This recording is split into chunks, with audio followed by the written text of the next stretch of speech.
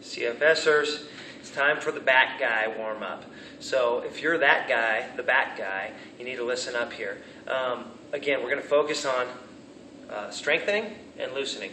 We're going to strengthen the muscles that support the spine, so right around here, and we're going to loosen primarily the glutes, hamstrings, and the psoas. So those are the again, if you listen to the experts on this, all the same kinds of problems with people with back issues.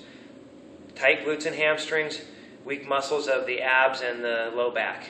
So we're going to talk about strengthening those. I want to strengthen those in, I prefer in a static position because I feel like that's the most functional way to strengthen versus a dynamic opening and closing ab mat sit-up type thing. There's nothing wrong with ab mat sit-ups, but for somebody who specifically got back issues, I feel like you want to strengthen in that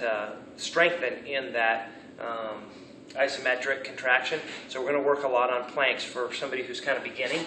We know how to plank. We're going to be on our elbows and our toes, and we're thinking about hollowing out. So that's that sucking into the belly button. And if you're a back person, you really need to think about your posture just walking around all day long, because that's a lot more hours of the day than when you're in the gym.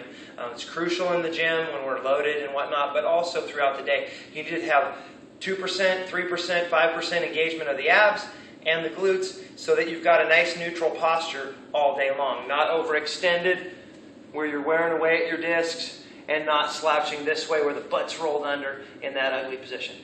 A little bit of glutes, a little bit of abdominals in a slightly hollow position throughout the day. It's going to work wonders keeping your spine in a neutral position all day long. The plank, just challenge that a little bit with gravity. So I'm going to go into a plank position, and I'm going to think about sucking my belly button in, squeezing my glutes. We're not doing this plank for a WOD, where we're trying to make it as easy as possible and we can just stay as long as we can. We're trying to make it as hard as possible. We're trying to be on tension from shoulder all the way to toes. So I'm going to be in position here. Find a nice level position. Suck those abs in. Squeeze those glutes. And I'm going to hold it. Maximum contraction. Start with, 30 seconds. Work your way up to a couple minutes. Once you get really good at that, working on that position, we can move on to more advanced movements like L hangs, L sits on the rings, L holds. We can use parallettes or rowers and put our feet out. And I'm going to demonstrate an L hang in just a second. But make a plan and progress. So start with your planks and then work your way up to the L positions, which is ultimately where we want to be. We can also work on hollow rocks where we lay on the ground and just creating a hollow position, barely in the camera. Laying on this